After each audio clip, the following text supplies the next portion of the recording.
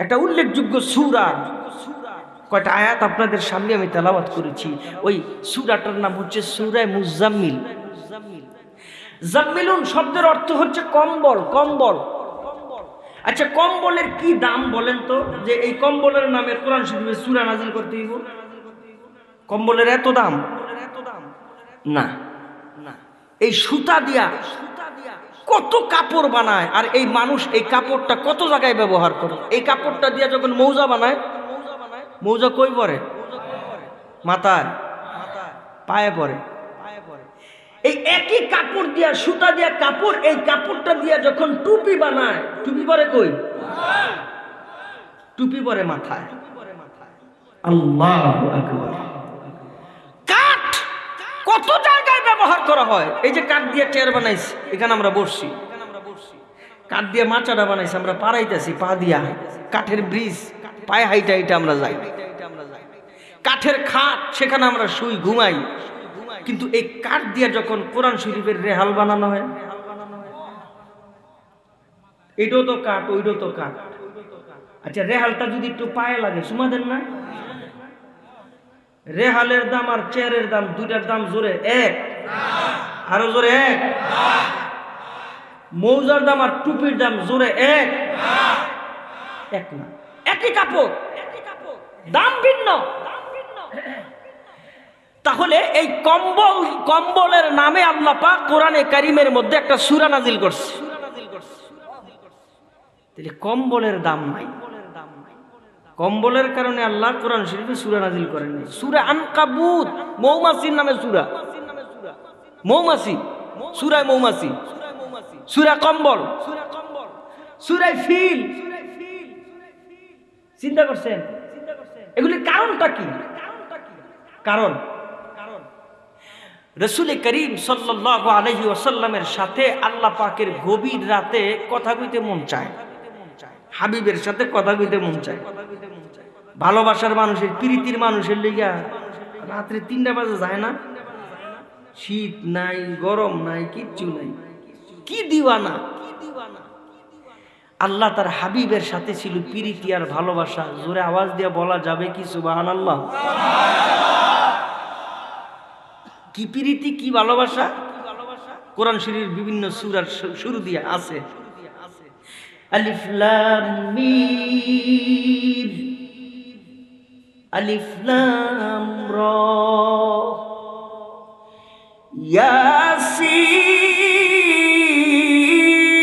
ইয়াসিন। তরজমা কেউ জানে না, তরজমা আছে কেউ জানে না। আল্লাহ তার হাবিবের সঙ্গে গোপনে গোপনে কথা কইছে, কাউরে জানতে দেয় নাই। আল্লাহর সঙ্গে তার হাবিবের একটা মুহাব্বত, এত প্রীতি, এত ভালোবাসা। ওই নবী তায়েফের ময়দান দিয়া যায়, কাফের বেঈমানেরা আমার নবীর মুহাব্বত, নবীর ভালোবাসা, নবীর আজমত জানে না। সাথে ছিলেন নবীজির সাহাবী যায়েদ। দুষ্ট কাফেরেরা আমার নবীরে না চিনিয়া, আমার নবীরে না বুঝিয়া, নবীরে পাগল কইয়া বড় বড় পাথর দিয়া আমার নবীর গায়ের মধ্যে আঘাত করছে, আমার নবীরে কষ্ট দিছে। নবীজির সমস্ত শরীর রক্তে রঞ্জিত হয়ে গেছে। আমার নবী বারবার নিজের কাপড় দিয়ে রক্তগুলি মুছে যায়। ডাক দিয়ে কয়, নবী গো, রক্তগুলি কেন বারবার মুছতেছেন? বিশ্ব নবী বলেন, একটা রক্তের ফোঁটা যদি জমিনে পড়ে যায় সমস্ত তায়েফ ধ্বংস হয়ে যাবে।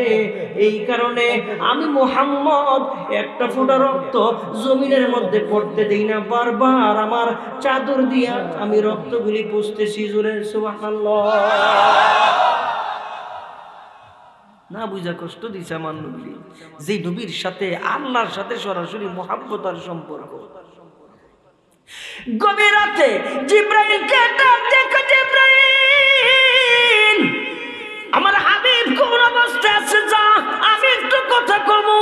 হযরত জিবরাইল জমিনের মধ্যে আইসা দেখে কোন শীতের মধ্যে আমার নবীর গায়ের মধ্যে একটা কম্বল লাগায় নবী ঘুমাইছে। ডাক দিয়া কয়, আল্লাহ, আপনার হাবিবের শরীরের মধ্যে কম্বল লাগানো, কম্বল দিয়ে ঘুমাইতেছে, মুহাব্বত বাইরা গেছে। আমার আল্লাহ ডাক দেখে, ইয়া আইয়ুহাল মুজাম্মিল, হে কম্বলওয়ালা, একটু জোরে বলা যাবে কি সুবহানাল্লাহ? তাহলে কম্বলের কোনো দাম নাই, কম্বলওয়ালার দাম। কম্বলওয়ালার কারণে কম্বলের দাম। জোরে ঠিক না? কাপড়ের দাম, টুপি হওয়ার কারণে দাম, কাঠের দাম, রেহাল হওয়ার কারণে দাম। কেন?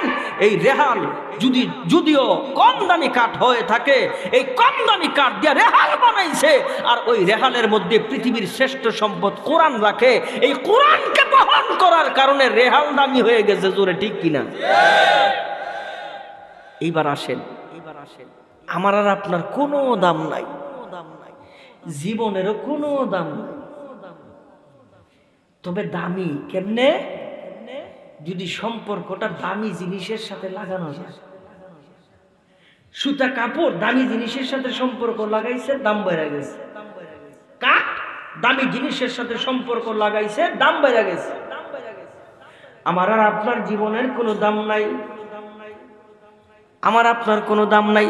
দামি জিনিসের সঙ্গে লাগাইবার সঙ্গে সঙ্গে মহান আল্লাহ দামি বানাই দিব। বলে কেমন দামি? সবাই রে মহান আল্লাহ একটা করে আত্মা দিচ্ছে, কলিজা দিচ্ছে।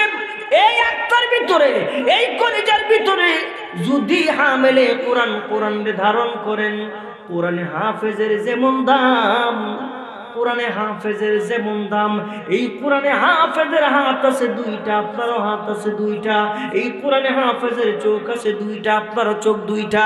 আকৃতিতে দেখা গেল আপনার মতন ওই লোকটাও, ছেলেটাও মানুষ, কিন্তু কলিজার ভিতরে কোরআন ধারণ করার কারণে মহান আল্লাহ শুধু মানুষ রাখে নাই, দামি মানুষ বানাই দিছে, দামি বানাই দিছে। শুধু কি দামি? কেমন দামি জানেন?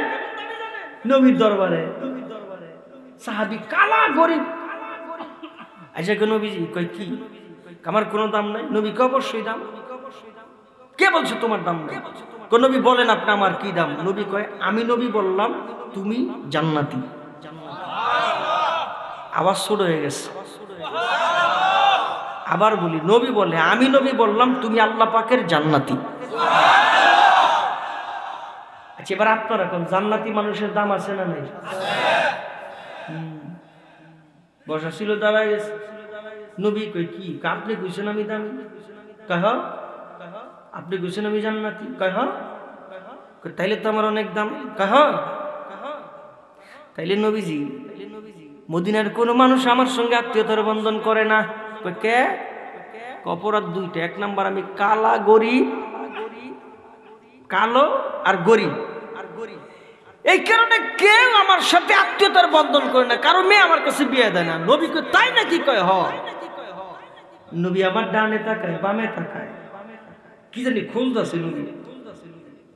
নবী ডাক দিয়া কয়, এই কয় কি কি? আমার সাহাবীদের মধ্যে একজন সাহাবী আছে, ওই সাহাবীর অনেক সুন্দর একটা মেয়ে আছে। ওই মেয়েটা এত সুন্দর, মদিনাবাসী তারে হুরে মদিনা কয়, এত সুন্দর।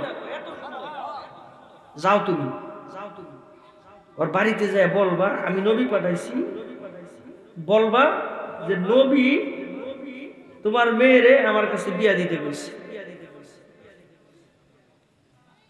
কোন সমস্যা?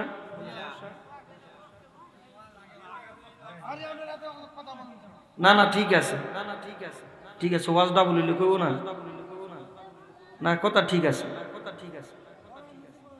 সেদিনকে কথা ঠিক আছে, না না না কথা ঠিক আছে। এই জন্য সিলেটে এই নিয়মটা খুব বেশি। যে বক্তারে দাওয়াত দেয় বিষয় দিয়া দেয়, হুজুর আপনার বিষয়টা। যে বক্তারে দাওয়াত দেয় ওনারে আয়াত দিয়া দেয়, হুজুর এই আয়াত থেকে এই আয়াত পর্যন্ত আপনার তাফসীর। এটা হলো নিয়ম, এটা হলো সিস্টেম। কেন? কারণ মাগরিব থেকে এশা পর্যন্ত ধরেন একজন হুজুর ওয়াজ করছে, এশার পর থেকে আমার আগ পর্যন্ত একজন হুজুর ওয়াজ করছে, এখন আমি আবার করতেছি। মাগরিবের পরে যে হুজুর ওয়াজ করবো হে হুজুর তো জানে না প্রধান বক্তা কি ওয়াজ করবো, জানে? তোর এক সময় হয়ে যেতে পারে, ঠিক না? হয়ে যেতে পারে, এটা বলা কোনো দোষ নিও না, বলা কোনো দোষ। আল্লাহ কবুল করেন, জোরে কর আমিন। মোহাব্বতে আরো জোরে কর আমিন। তাইলে এটা রাখলাম, আগের হুজুর কইছে না, শুনছেন আপনারা সবাই? তাহলে এটা রাখলাম। আল্লাহ আমাকে এই ঘটনা থেকে ইবরত হাসিল করার তৌফিক দান করেন, জোরে কোন আমিন। মোহাব্বত আর একটু জোরে কোন আমিন।